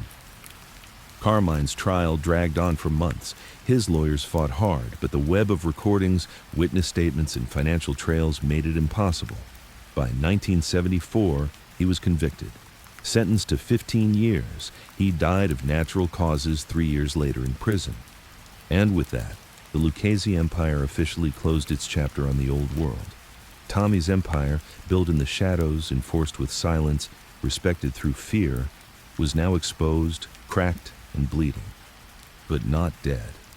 Because in the wings, waiting for the smoke to clear, were new men, younger, hungrier, and far less disciplined. The future wasn't going to look like Tommy. It was going to be louder, more reckless, more vulnerable, but still dangerous. Because blood never really washes clean. And Tommy's ghost still whispered through the concrete. The Lucchese family didn't collapse after Carmine Tramunti went to prison. It fractured. It didn't break in one clean hit. It cracked in quiet, creeping ways, under pressure from the feds, from the streets, from inside, like a foundation built by craftsmen now left in the hands of amateurs trying to pretend they knew the blueprints. Tommy Lucchese's house still stood, but the door was hanging loose, and every man inside was looking for the staircase to the top. The commission needed a new boss for Lucchese, fast. The other families were growing restless. Gambino, now under the leadership of Paul Castellano, was already eyeing old Lucchese trucking routes. Colombo's capos were trying to muscle into Bronx gambling.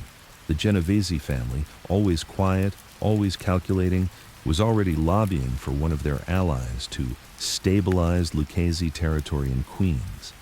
It was vultures circling a dying animal, and the commission didn't want war.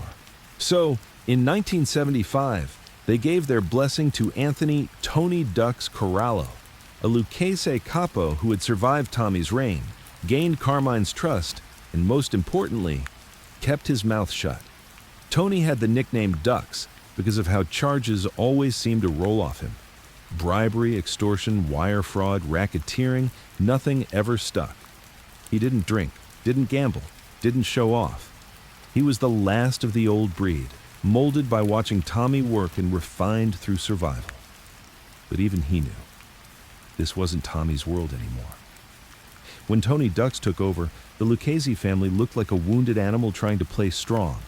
Captains were suspicious, mid-tier earners had gone rogue, kick-ups were light, and no one feared the name like they used to. Respect had been replaced with nostalgia, and nostalgia didn't pay the street tax. So Tony got to work. His first move was restoring the money. He met with key captains, those still loyal, those sitting on valuable turf, and said the same thing at every sit-down. We don't need to grow. We need to collect. That meant cutting out dead weight. In 1 year, Tony dissolved 2 underperforming crews, pulled back operations from New Jersey, and restructured the Bronx under one umbrella. He moved control of the garment center back under one capo, Louis Bagels DeMarco, a calm, older earner who had served under Tommy himself. It was a return to basics, smaller footprint, tighter grip. But while Tony rebuilt the structure, he couldn't rebuild what mattered most: culture. The younger generation, the ones who came up after Tommy or barely remembered him, didn't care about codes or tradition. They wanted power, fast, easy. They were loud, greedy, restless. Guys like Bobby Turi, a slick-haired bookie from Queens who had turned a policy racket into a cocaine pipeline. Or Frankie Flick Vitello, who ran hijacking jobs like he was auditioning for a movie deal. Guns out, masks off, bodies left behind. Tony Ducks hated them, but he couldn't ignore them. They brought in money, and in the late 70s, money was survival. So he did what he could, kept them close, gave them narrow lanes, and surrounded them with older eyes. It worked for a while, until the streets started boiling again. In 1977, a sit-down between a Lucchese crew and a Colombo crew over sports betting turf in Flatbush turned into a shouting match. Then, a fist fight. Then, a shootout behind a bowling alley. 3 dead. 2 arrested. One of them flipped. It wasn't sanctioned. It wasn't strategic. It was ego. Tony Ducks was livid. He called in Vito Spatz Artavino, the captain who let the meeting go sideways and asked him flat out, "Are we gangsters or are we animals?" Vito gave excuses. Tony gave him a body bag. 2 weeks later, Vito disappeared on the way to a wedding. His body turned up in a construction site poured over with concrete. Message received. For a while. But the bigger problem was federal pressure. The RICO Act was now fully weaponized. Prosecutors didn't need soldiers to talk anymore. They just needed paper. Bank records, phone logs, property ownership, and the Lucchese family, like all the families, had too many paper trails. Even Tony, cautious as he was, couldn't control the mountains of exposure created by newer schemes. The feds weren't stupid. They didn't raid the bosses. They raided clerks, office managers, accountants, secretaries. They hit the bookies' wives. They pressured bagmen with mortgages. And by the end of 1978, federal indictments started falling like rain. Tony held tight. He didn't flinch. He didn't show fear. But he knew. He told one of his lieutenants in a private conversation, later overheard on a wiretap, "They're not coming for one of us. They're coming for all of us." In 1979, a federal task force charged 11 Lucchese members in connection with racketeering, extortion, and union tampering. For the first time in years, major captains were facing real sentences, 20 years, 30 years, life. And one by one, they started doing something that Tommy Lucchese would have spat on their graves for. They flipped. They went into witness protection, wore wires, testified before grand juries. They gave up names, locations, protocols, and histories. They talked about Tommy like he was a ghost story. They said things like, "Back in Tommy's day, you couldn't even speak without permission." Now, they spoke into microphones. Tony Ducks held the line until 1983. But eventually, he was caught too. Not in the act, not holding a gun, not collecting a kick-up. He was caught because someone else said he did it. RICO didn't need proof in hand, just organization. He was indicted alongside members of all 5 families in a massive crackdown known as the Commission Case. It was the beginning of the end, not just for Lucchese, but for Cosa Nostra as it had existed under Tommy. The organization survived. Of course it did. Pieces remained, power shifted, names changed. But what Tommy built, the code, the silence, the discipline, that started dying the day he did. Tony Ducks went to prison. He died in custody. And by the time the 1990s arrived, the Lucchese family was no longer feared like it once was. It was still dangerous, still violent, still rich in blood and betrayal. But it was no longer untouchable, because now the government knew the rules, and they rewrote them. In the end, Tommy's name remained sacred, but misunderstood. The young guys thought he was just another gangster, but the old ones, they remembered. They remembered the man who built an empire without lifting a finger in public, the man who said little but buried many, the man who could make a street go quiet with a whisper. And they all knew, there will never be another. There was a man the world feared, and there was a man the world didn't know. Both were Tommy Lucchese. After his death in 1967, the newspapers ran photos of him in dark suits with a cold expression. They called him the Quiet Don, the Three-Finger Boss, the Godfather of Garment Row. They talked about his rackets, his politics, the trail of bodies no one could legally pin on him. They painted him as a shadow that haunted New York for 40 years. But to Rosa Lucchese, he was something else. He was just her father. And the truth is, she didn't really know him either. Rosa was 35 when Tommy died, married, 1 child, a quiet life in Queens, away from the blood and suits and sit-downs. Tommy had worked hard to keep her clean, shielded from the business. She had private school, then college. She married a dentist. Her husband Dominic knew to ask no questions. Tommy loved her. At least, that's what Rosa believed. But love, from a man like Tommy, came in a strange form. Envelopes, gifts, security. He never said, "I love you." He said things like, "You got everything you need? Your husband treating you right? Don't answer the door unless it's your mother." Rosa didn't question it growing up. Her father was busy. He was important. He kept the family safe. But she remembered the silence, the stares, the tension in every room when he entered, the way her mother never smiled when he walked in the door, only when he left again. After the funeral, Rosa received a sealed box from Tommy's lawyer. Inside were a few items: a photograph of Rosa at age 10 with her mother, smiling at a picnic, a check for $250,000, signed and dated a week before Tommy died, and a letter written in shaky, uneven script. It read, "You're the one thing I did right without needing to hurt anybody. I kept you clean. If that's all I'm remembered for by you, I'm fine with it. Papa." She cried when she read it, not because it made her feel closer to him, but because it made her realize he knew how distant he'd been, that he was always looking at her from behind glass, protected, but separate. Rosa never touched the money. She kept the letter in a safe. And for years after, she refused to speak to journalists or authors writing about the 5 families.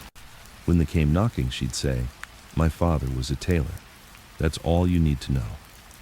But the truth haunted her, because as the years went on and her son grew curious and her husband started asking questions after seeing documentaries, Rosa began to wonder, who was my father really?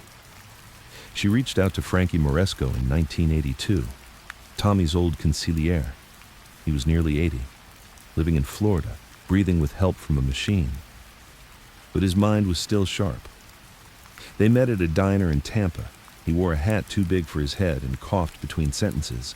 But when Rosa sat across from him and said, "Tell me who he was," Frankie didn't hesitate.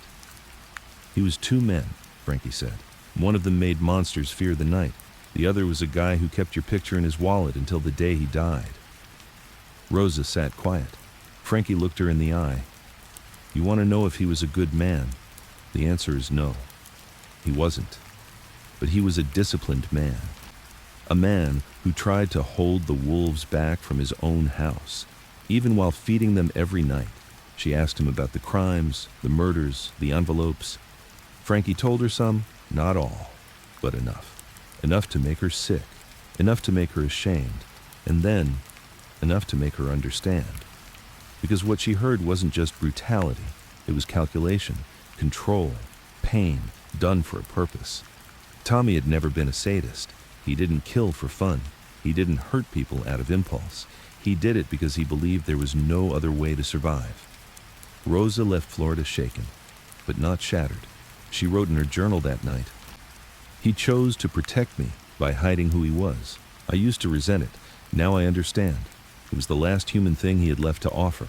Back in New York, in the shadows of a city that no longer feared the name Lucchese the way it once did, Tommy's closest men still remembered. Not all with respect, some with bitterness, some with guilt. One of them was Louis Bagels DeMarco, the last living capo who had sat across the table from Tommy in the old days. By 1984, Louis was semi-retired, running a small deli in the Bronx. He'd escaped prison by sheer luck. Most of his crew were gone, but every Tuesday at 9 a.m. he walked to a local church. Not to pray, just to sit. He'd light a candle, not say a word, just sit in the pew. Once the priest asked him who the candle was for. Louis said, "A guy who built a mountain so strong, even God had to send cancer to kill him." Louis never romanticized Tommy. He said he was cold, ruthless, and exact. But he also said this: "Every other boss I ever saw screamed and got shot. Tommy whispered and outlived them." Outside of the streets and headlines, Tommy's political legacy was also debated in hushed conversations. Some said he corrupted the system. Others said he understood the system better than the politicians did. There were judges, long retired, who still remembered how their careers were saved by favors that came in plain white envelopes. And there were union men who, when asked off the record, admitted, "Yeah, he took a cut, but when he was around, we didn't starve." By the late 80s, Rosa began writing her memoir. Not a tell-all, not a confession, just truth. A daughter's view of a man everyone claimed to know, but no one actually did. She called it The Quiet Room, Growing Up Lucchese. It was never published. Her lawyer advised her against it. Too risky, too many old names, too many buried secrets still breathing. But she kept the manuscript, and in it, She wrote something that never left her.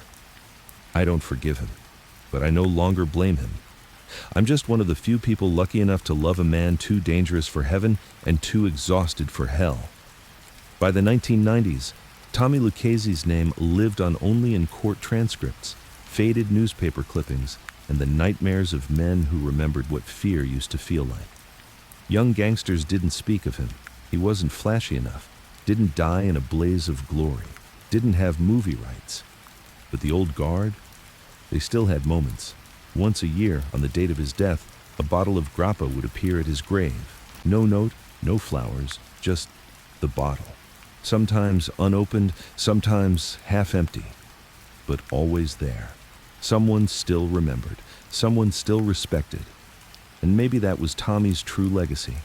Not a dynasty, not a kingdom, but a memory strong enough to make dangerous men shut their mouths when his name came up. Because even dead, even buried, he could still teach fear. The world saw a gangster, the streets saw a boss, the government saw a ghost. But Tommy Lucchese, he saw something else in the mirror. Not a killer, not a devil. Just a man trying to stay alive in a world that only respected the violent. Because deep down, even Tommy knew. You don't become the boss because you want it. You become the boss because you learn to do the things other men won't. And he did. Again. And again. And again. It started in the old country, Palermo. Before he ever stepped foot in Harlem, he was 5 years old when he saw his uncle knifed in front of the butcher stall for talking back to a tax collector. The man bled out on the cobblestone, and nobody did a thing. No police, no justice, no priest, just fear. And Tommy remembered the way the blood ran between the cracks in the stone, not because it scared him, but because he wanted to understand it. By 10, he had learned what most grown men never do. Survival is not about being strong, it's about being necessary. He was the kid who carried messages for the black market smugglers. The kid who fixed the window so the butcher's wife could hide money behind it. The kid who never spoke unless spoken to, and who never forgot a word once it was said. By the time he got to New York in 1911, Tommy had already seen more than some soldiers did in war. In Harlem, it was no kinder. It was filth and fire escapes and hunger and ethnic gangs on every corner. Sicilians, Jews, Irish, blacks, Germans. Everyone hated everyone, unless they could make money together. Tommy didn't hate anybody. He didn't love them either. He just watched and waited and remembered. But here's the thing most people don't understand about Tommy Lucchese. He wasn't born a monster. He didn't like killing, didn't crave it. He saw it as mathematics, simple equations. One body today can prevent 100 problems tomorrow. That's how he saw it. Not blood, but balance. He killed for the first time at 17. A debt collector for a rival crew was shaking down the wrong fruit cart, a man who worked under Rena, Tommy's first boss. Tommy didn't flinch. He waited until the man turned, then slit his throat from behind and dumped him in the East River. He went home, washed his hands, ate with his mother, and slept like a child, not because he was cold, but because he believed it had to be done. Tommy always told himself that it had to be done. When he betrayed Maranzano, it had to be done. When he cleaned out Rena's enemies after the murder, it had to be done. When he buried Silky Romano in pieces because the man had turned rat, it had to be done, over and over. Every death, every betrayal, every ruined life. He justified it all with one sentence. If I didn't, someone worse would have, but the justifications only held so long. And late at night, when the house was quiet and the neighborhood dogs weren't barking, Tommy would lie awake and feel them. The men he had made disappear. He didn't see their faces clearly, just shadows, and their silence. That was the worst part. They never screamed in his dreams. They just stared, like they were waiting for something. Tommy once told Frankie Moresco, his consigliere, during a late-night conversation in '59, "I never feel guilt, Frankie, but I do feel tired, like something's eating from the inside and I can't name it." Frankie asked if it was cancer. Tommy shook his head. "It's memory. That's what kills a man like me. Not bullets, not betrayal, just memory. He had rules for himself. Private rules, personal rituals. He never touched drugs. He never killed women. He never killed children. He never touched the books on Sundays. He never let his wife see him count money. Not because it made him noble, but because it let him believe he still had control. A line between the devil and the man. But those lines blur. They always do. Like when he let a man named Jimmy Scapelli get strangled in front of his own teenage son because Jimmy had stolen union dues meant for bribes. Tommy told himself the kid would forget. The kid didn't. He ended up shooting heroin at 21, overdosed at 23. Tommy read it in the paper. Didn't say a word. Just folded the page and slid it into a drawer he never opened again. That's the thing about power. It costs. And Tommy paid. Not with handcuffs, not with bullets, but with distance. He had no real friends. Not really. Everyone around him either worked for him, feared him, or wanted to be him. He couldn't trust anyone. Not fully. He once said, "You either sleep next to someone, or you sleep with one eye open. You can't do both." His wife, Maria, stayed with him until the end. She never questioned him directly. She knew better. But their marriage was a dance of silence. She cooked, he paid, she raised the daughter, he protected the house. They shared a bed, but not a heart. And when Tommy began sleeping in his own study, she didn't ask why. She just left the light on. Did he love her? He thought so. But even love to Tommy had terms, boundaries. It had to be useful, safe, quiet. He once gave her a new wedding ring, not to replace the old one, but to hide a microphone she didn't know about. He was testing to see if she ever spoke his name in front of the wrong people. She never did. He removed the wire after 6 months, then gave her the house deed as a thank you. That was Tommy's idea of love, not words, not intimacy, but protection through paranoia. And yet, there were moments, rare ones, where the cracks showed. Once, in 1964, he was sitting with Rosa, then in her 20s, talking about a book she was reading. Something about war. About men sent to die without ever knowing why. Tommy said quietly, "That's the world." A few men decide who gets to bleed. The rest just hope they're not on the list. She looked at him and asked, "Were you one of the men who made the lists?" Tommy stared into his coffee. Didn't answer. Didn't need to. Even near the end, when the tumor had started eating at his thoughts, when the headaches turned violent and the pain made him snap at nurses, he never apologized. Not once. But one time, when a young nurse accidentally dropped his pills and apologized, Tommy looked at her and said, "It's okay, sweetheart. We all drop something important eventually." She thought it was just about pills. It wasn't. Tommy dropped a lot in his life. Men, morals, relationships, pieces of himself. But he always held on to one thing. Purpose. He believed in what he did. Not because it was noble, not because it was right, but because he was convinced that in a world of liars, traitors, politicians, and killers, he was honest about what he was. He once stood at the top of his Long Island house, looked at the city skyline, and muttered, "They think they run it. But without me, it'd burn in a week." He wasn't wrong. He didn't save the world. He didn't ruin it either. He managed it, quietly, efficiently, coldly. Like a man pressing a cloth against a bleeding wound he didn't cause, but wasn't going to stop without payment. And when he died, the silence he left behind was louder than any gunshot. Because even though he was gone, every man who walked the streets he once ruled still asked themselves the same question before crossing anyone.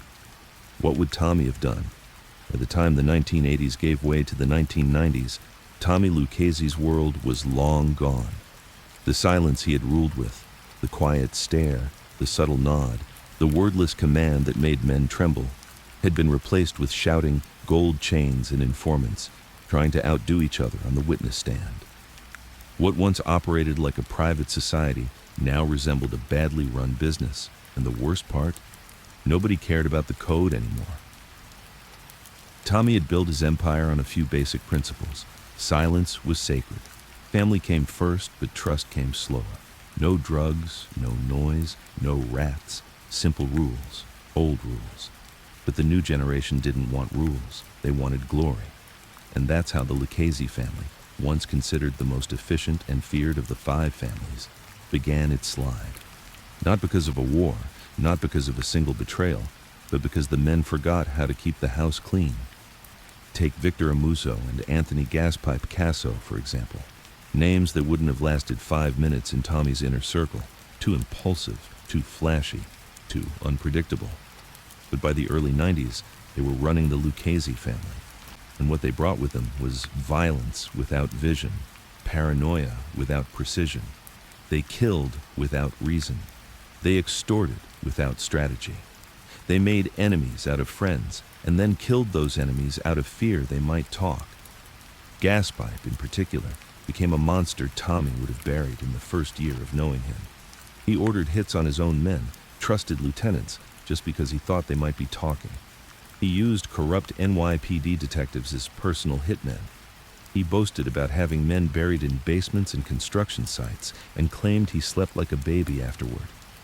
Tommy Lucchese wouldn't have called him a boss, he'd have called him a disease, and diseases spread. Under Amuso and Gaspipe, the Lucchese name became toxic. No one trusted them, not the other families, not the streets, and eventually, not even their own soldiers. So when Gaspipe got arrested in 1993 and started talking, the world wasn't shocked. He flipped, gave up everything, everyone, including himself. He admitted to more than 30 murders and turned over secrets Tommy spent a lifetime protecting. That was the final insult. Not the crimes, not the chaos, but the fact that a man who called himself a boss confessed to strangers like a drunk at a bar. It was everything Tommy feared, the death of fear. Because once men stop fearing the consequences, the whole foundation crumbles. And that's exactly what happened. In the years that followed, the Lucchese family was hit with dozens of indictments, RICO cases, state charges, federal charges, and what remained of the crew structure splintered. No hierarchy, no code, no unity. Some older guys tried to restore order, men who remembered Tommy, men who'd sat in his meetings, quiet guys who still wore brown suits and carried rosaries. But they were fossils in a world moving too fast. The young guys didn't care. They were dealing heroin, meth, ecstasy. They were robbing armored trucks like it was a video game. They were recording themselves on home videos, flashing money, guns, women, bragging. Tommy would have had them shot just for showing their face on a camera. Now, they were stars in their own stupidity. Meanwhile, the FBI didn't even have to try anymore. They barely needed wiretaps. They had cooperation agreements waiting like candy in a bowl. Lucchese guys were flipping before they were even booked. One kid, barely 24, flipped in under 12 hours. They brought him in, showed him a photo of a dead guy from a warehouse job, and he broke. He didn't even ask for a lawyer, just a cigarette and a deal. Tommy would have buried him in a meat truck. Now, he was on the stand, smiling, like he'd won something. And the worst part, the name still meant something. Lucchese. It still carried weight in headlines, still showed up in books, still made documentaries. But the meaning had changed. It was no longer about discipline, strategy, silence. Now it was about failure, greed, and betrayal. And Tommy couldn't stop it, because Tommy was gone, and his legacy was in the hands of men who never deserved it. Frankie Moresco, Tommy's old consigliere, lived long enough to see the rot. Before he died in 1991, he told an old friend, "They turned the cathedral into a nightclub. They piss on the floor and call it loyalty." Frankie never watched the news after 1987. He said it made him sick to hear the word Lucchese out of a rat's mouth. And what about Rosa, Tommy's daughter? She lived through it all quietly. She'd see headlines on the news. Lucchese mobster testifies in court. Lucchese boss implicated in murder. Lucchese turncoat reveals hidden grave. Sights. Every time she heard the name, she'd flinch. Not because it reminded her of her father, but because she knew none of those men deserved it. By 2000, the Lucchese family was a shell of what it once was. Yes, it still existed. Yes, it still earned. But it didn't rule. It didn't control labor unions. It didn't influence elections. It didn't sit in back rooms deciding how the city would be built. It was a gang with paperwork, a memory wearing its father's suit. And Tommy? He became myth. The younger guys spoke of him like a fairy tale. You know Tommy, the one who built the family without touching drugs? He ran the whole city from Long Island, didn't he? I heard he never got pinched once. They wore his name like a patch on their jackets, but they didn't earn it, and they didn't understand it, because they thought being feared was enough. But Tommy wasn't feared because he was ruthless. He was feared because he was right. He saw the game clearly. He understood human weakness. He planned 5 steps ahead. And when he gave an order, it wasn't a reaction. It was a conclusion. You can't teach that, and you can't inherit it. Which is why the family fell the moment it left his hands. The streets still whisper his name sometimes. Old-timers sitting outside barbershops, guys with faded tattoos and bad lungs who say, back in Tommy's day, you didn't talk, you didn't run, you just did your job. One of them, a man who'd served time with a Lucchese enforcer in the 60s, said, he was the kind of man that made you feel like a child if you stepped out of line. He didn't yell. He didn't hit. He just looked at you. And you knew you were 2 seconds from being forgotten. That was Tommy. A man who didn't need the world to love him, only to fear disappointing him. Now, that kind of power's extinct, replaced by hashtags, plea deals, and ego. Tommy's empire didn't fall in flames. It eroded, slowly, sadly, like a church no one prays in anymore. Still standing, but empty. The 1930s in New York City weren't just dangerous, they were biblical. Streets soaked in blood, families turning on each other, bosses disappearing overnight. It wasn't crime anymore. It was civil war. And Tommy Lucchese, he didn't rise because he shot his way to the top.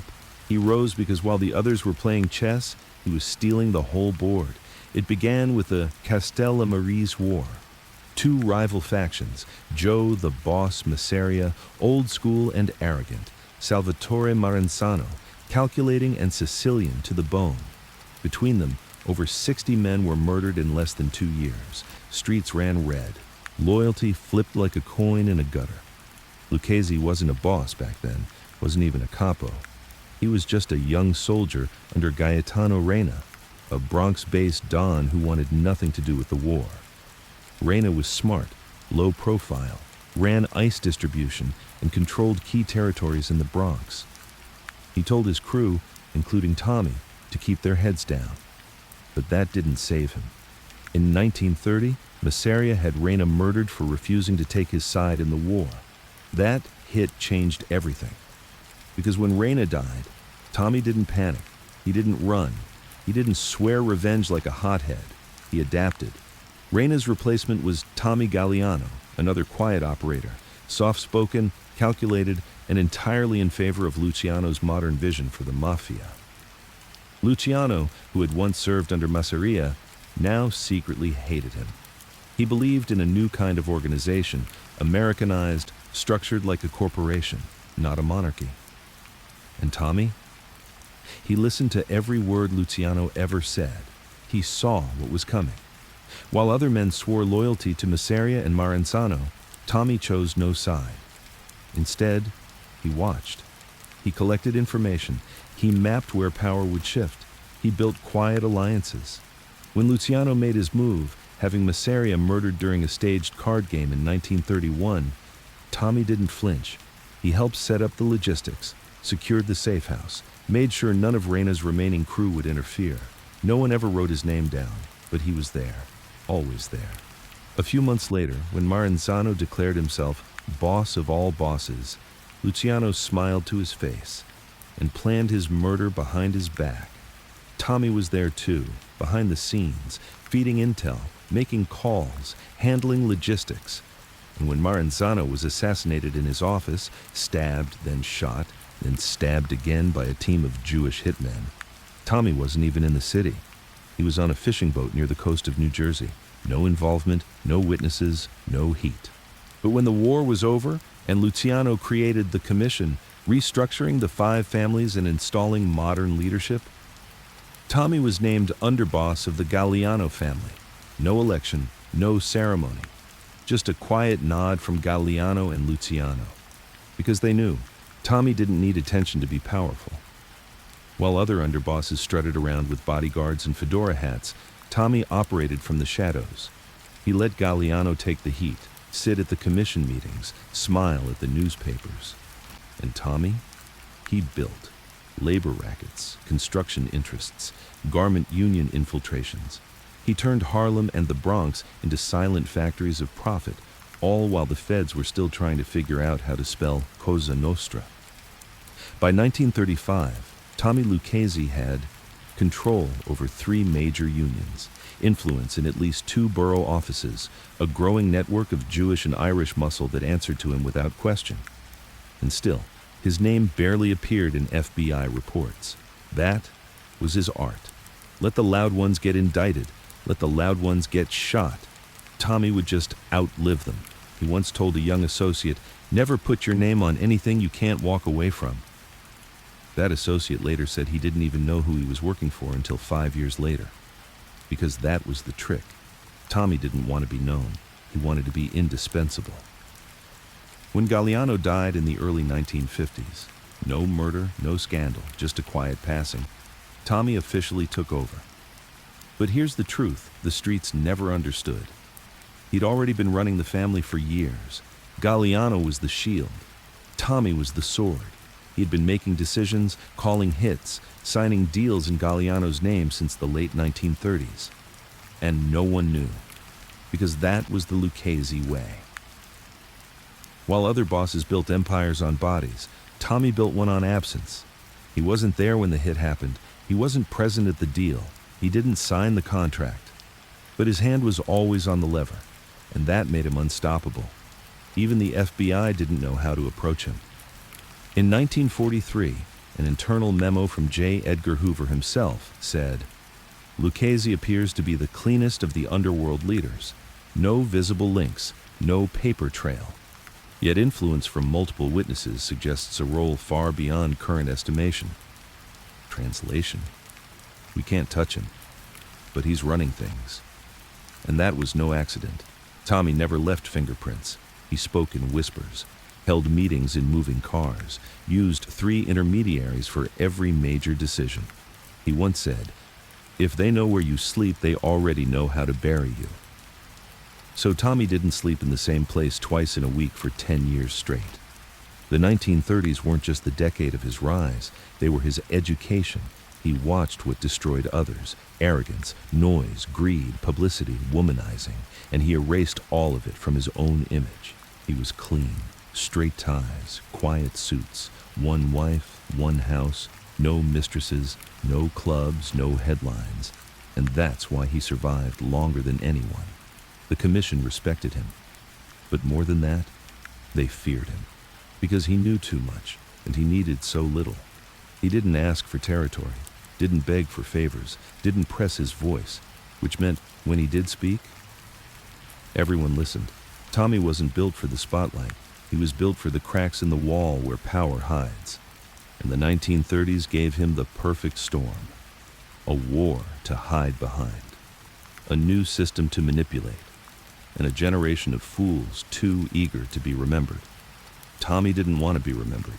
He wanted to own the room while they argued over who sat at the head of the table. And that's exactly what he did. The streets tell stories of bosses who ruled with guns. Tommy ruled with absence. He was the ghost in the hall, the chair no one dared sit in, the voice that never had to yell. And that's how he won. Not with fire, but with shadows. By the time 1967 came, the world was still terrified of Tommy Lucchese. But Tommy wasn't afraid of the world anymore. He was tired. The cancer had started small, just a burning in his gut that wouldn't go away. He ignored it at first, took some pills, smoked a little less, tried to eat cleaner, whatever that meant for a man who'd lived off espresso and Sicilian red sauce for 50 years. But by the time the doctors finally ran tests, the verdict was written in fire across his stomach. "It's spread, Mr. Lucchese. Liver, kidneys, lymph nodes. We can make you comfortable, But that's about it. He nodded. Didn't ask how long. Didn't care. Tommy didn't believe in clocks. He believed in timing. He didn't tell many people. Only Frankie Moresco, his consigliere, and Maria, his wife. He told them separately on 2 quiet nights that ended with longer silences than usual. He told Frankie first. Frankie cried. Tommy told him to stop. "It's not tragedy, Frankie. It's math. I took too much from the world to expect interest-free breathing." Then he told Maria. She didn't cry. She just poured his coffee a little slower the next morning.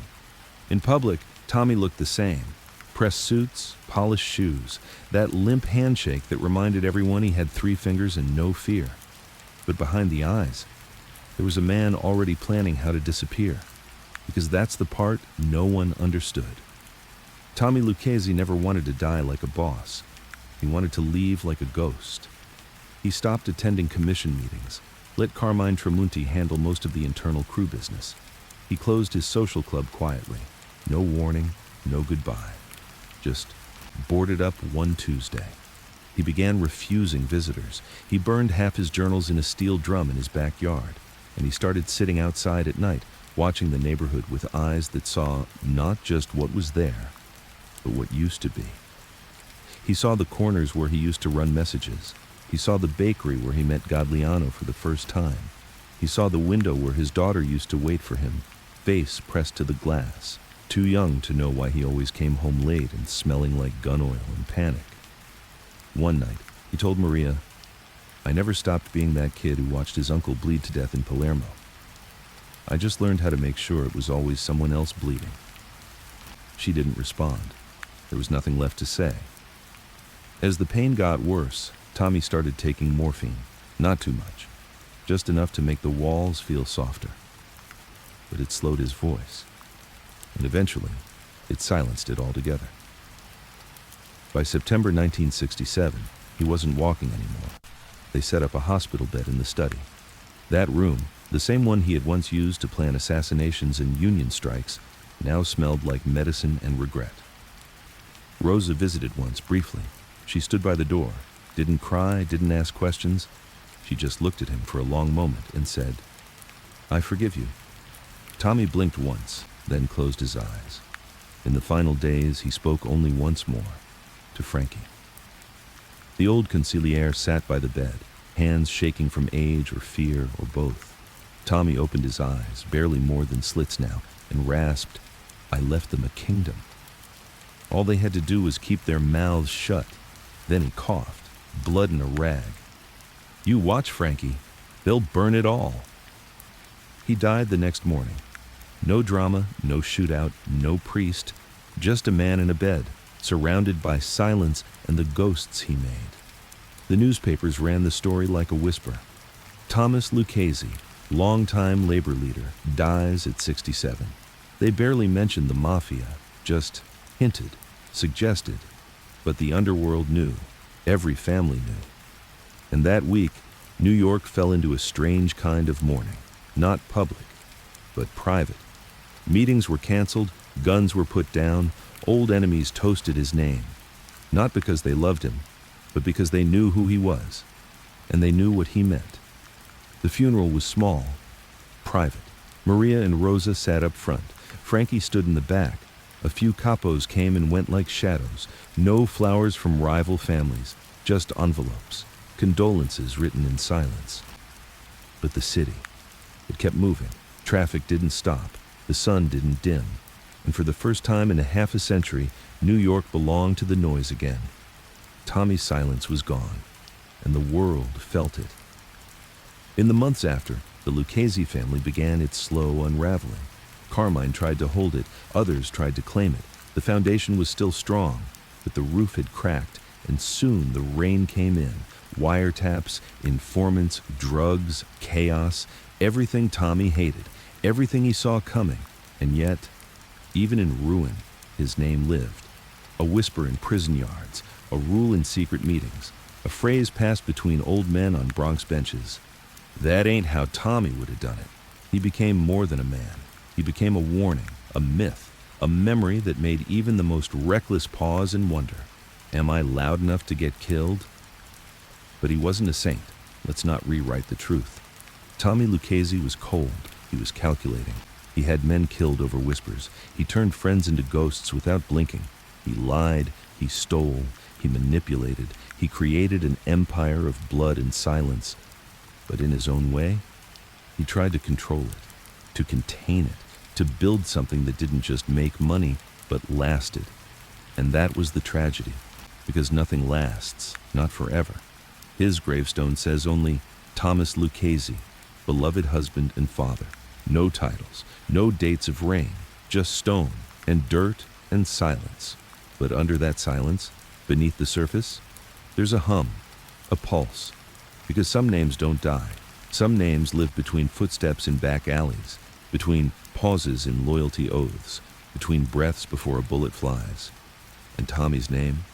It lives there, not as a boss, not as a saint, but as a shadow too heavy to erase, and in the end, it's all he ever wanted.